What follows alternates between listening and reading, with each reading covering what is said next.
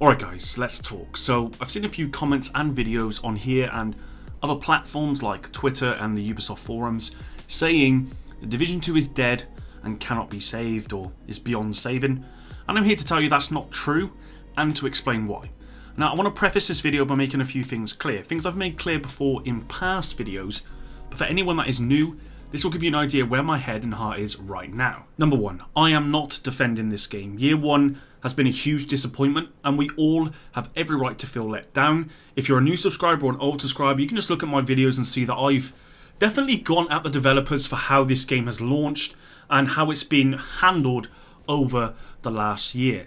Number two, I'm not playing the game on a regular basis at this moment in time. I have about 16 days or about 350 hours clocked in the game, and I cannot see that increasing a whole lot until year two. I know that episode 3 is going to be pretty much episode 1 and episode 2 where we get a little bit of content and that's about it. None of the RPG changes that we know of are coming into year 2, and I suspect no replayable content will be coming until year 2 anyway. No replayable content that's worth actually playing anyway. I'm looking at you expeditions. Number 3, I believe that free year 1 content, not just with the Division 2 but most AAA games, has been deliberately made with a bare minimum needed to encourage year 2 sales. And what I mean by year 2 sales is you then saying, well, okay, clearly the free content doesn't work because they can't make what needs to be made, so I'm happy to pay money for year 2 and year 3. This has been apparent across numerous games this year.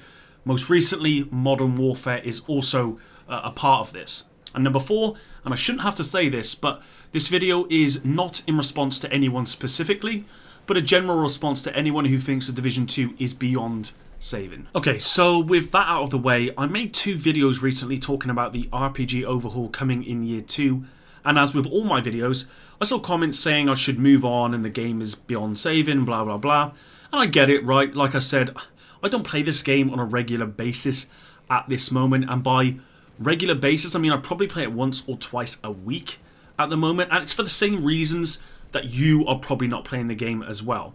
The game is stale and there's not going to be any real new content into year 2, which won't be until around March of next year. And we all know the game is really struggling right now, and you might even say it's dead in comparison to how many players were on the game at launch. Okay, I get that.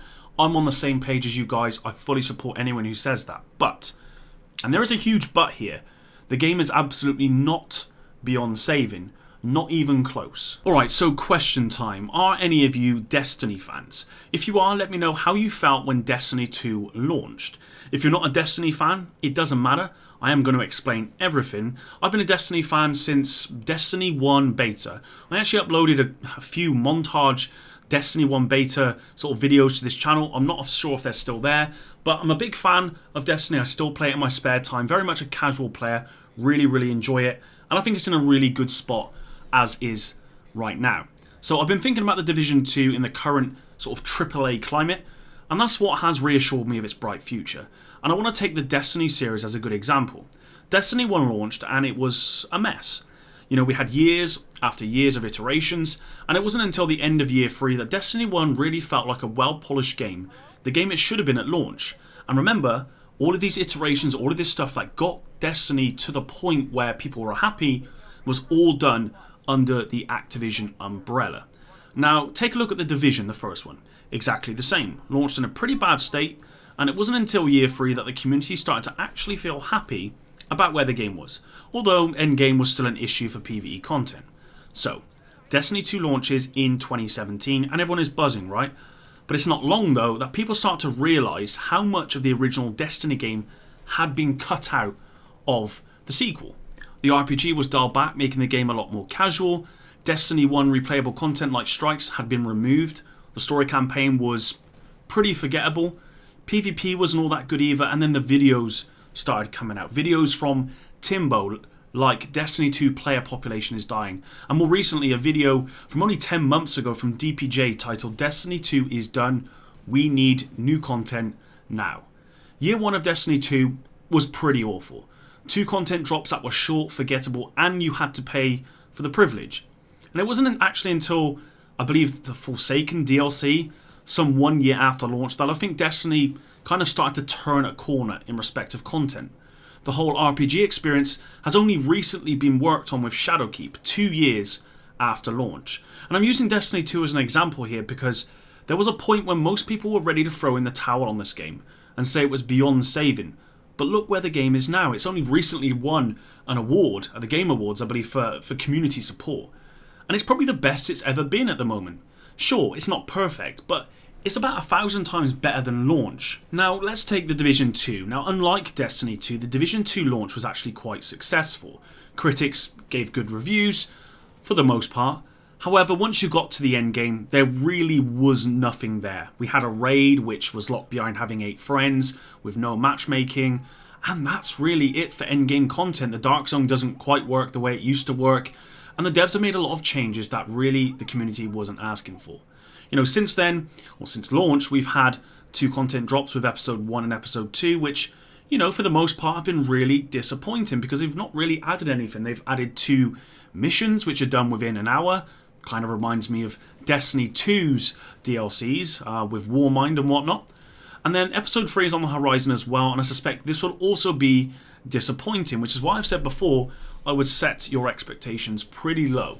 But let's not forget, we are only 9 months into this game's lifecycle. To say at this point the game is beyond saving is like saying 2 years ago that Destiny 2 was beyond saving.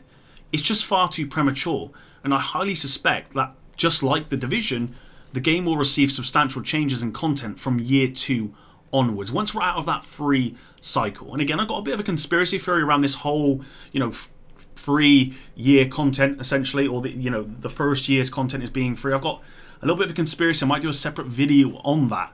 But once we're out of that cycle and we're into year 2, that's when I know we're going to see substantial changes. We've already seen some huge changes that were announced for year 2 from State of the Game last week. And I know this is only the cherry on a very large sundae. This is why I know for sure that The Division 2 is not beyond saving. You only have to look at most AAA live service games and see that what is happening here with this game, it's not unusual. Even most recently, Modern Warfare released, and for the most part, the multiplayer is universally disliked by Call of Duty fans, unless of course you like camping indoors.